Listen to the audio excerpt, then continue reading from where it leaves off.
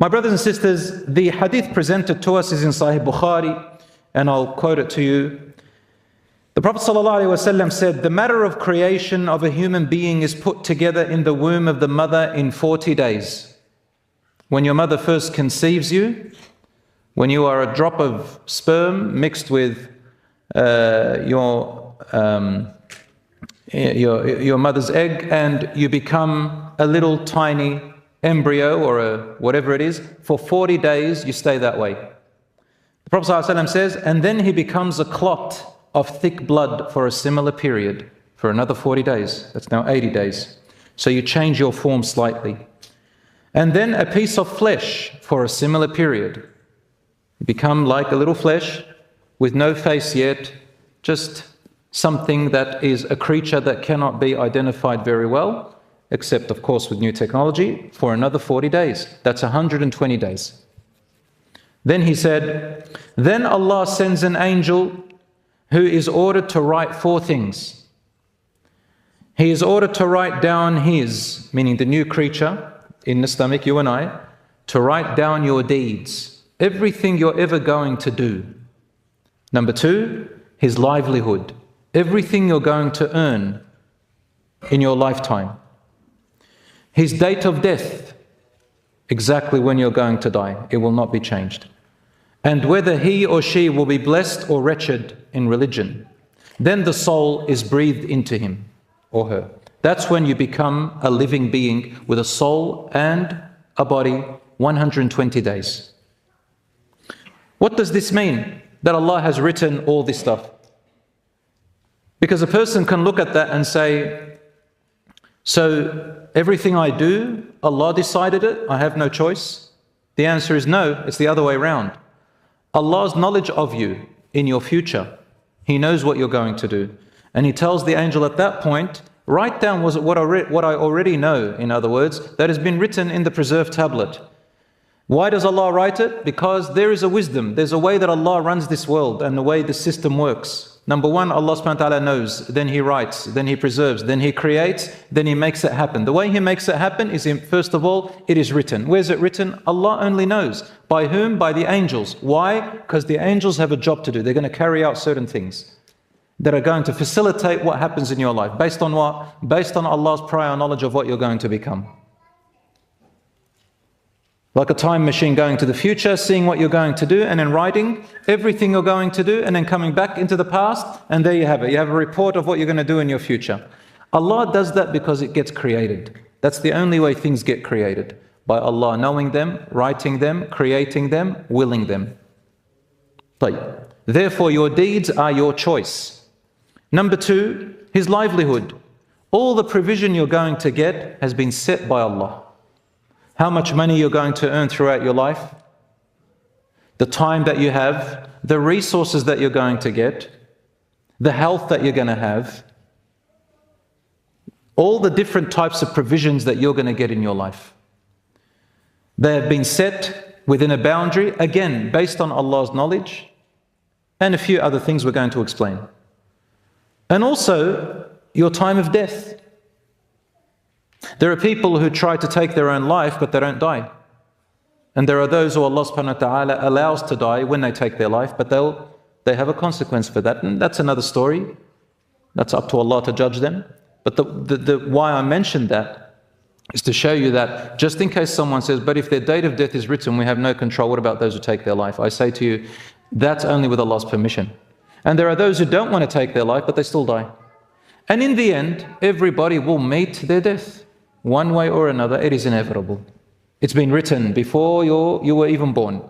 And lastly, whether you're wretched or blessed, what does that mean? It means whether you're going to be from the people of paradise or hellfire. What does that mean? It means Allah knows what you're going to do and where you're going to end up. You might ask them, why would Allah create us? This is not our business to ask Allah about Himself. Allah is nothing like us. But it is for us. There is a wisdom why He created us and put us in this world, and here we are. But it is written and created, and everything comes to be. You start living it out. Of course, it's all based on your choice as well. Allah didn't say, this person's going to pray, this person's not going to pray, because I don't want them to pray, or I want them to pray. No, Allah doesn't do that. Allah just writes what you are going to do in the future. Now that we've said this hadith, you could see these four matters. Every single one of them is called in Arabic rizq, which means sustenance and provision. What does rizq actually mean in Arabic, in Islam, and in the Arabic language? It literally means anything that you receive that benefits you. I repeat one more time. Rizq, mentioned in the Quran 128 times or so, means anything that you receive that benefits you. Unfortunately, the majority of people, when they talk about provision and rizq, what's the only thing they think about? Or majority of people, what do they focus on? Money. Is money the only thing that benefits us? It benefits, but is it the only thing? I will argue with you, and lots of scholars argue, that it's among the last ones. A lot of people say money brings you happiness. It brings you some happiness, yes, but it's not all the happiness. So provision and sustenance comes in many different ways and types. Why do I say this? Some people have more money than others. Just because you have less money than someone else does not mean that Allah is not looking after you in other ways. Because if you start thinking only money, then you've restricted your entire life and your happiness to just that. That is a very shallow thinking and very narrow thinking. I'll give you an example. A person cannot make money if they don't have the intelligence. A person cannot make money if they don't learn how to make it. A person cannot make money from areas that they want to get into without having the knowledge and the skill for it. A person cannot make money if they don't have the opportunity. A person cannot make money if, for example, they want to get into an area that requires health, but they're not healthy. So everybody has their own sustenance in a way that Allah knows you need it, and use that to your advantage as much as you can. It doesn't mean everybody's exactly the same. It doesn't mean just because you're not rich, it doesn't mean Allah is not looking after you. So change, first of all, the mindset that rizq is not just money. Money is just a means to something else.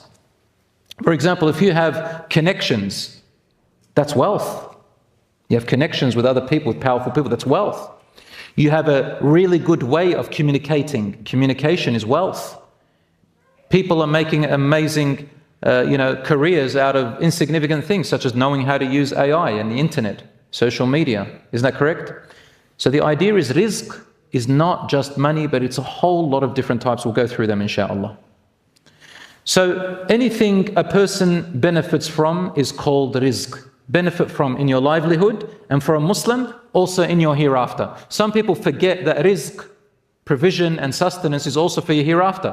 Don't worry about your sustenance, because Allah has already written it for you even before you were born. Your rizq is in the hands of Allah, and He never forgets or overlooks anyone. Just like He provides for the birds in the sky and the fish in the sea, He will surely provide for you too. That doesn't mean we sit back and do nothing. Islam teaches us to work hard, be honest, and do our best in whatever we do. But while we work, we must remember that the true provider is Allah. Our job is to take the right steps and put in effort, and Allah's job is to bless that effort and give us what we need. When you worship Allah and trust Him, you will feel peace in your heart. He knows what is best for you and will give you at the right time, in the right way. Sometimes He gives through work, sometimes through help from others, and sometimes in ways you never imagined.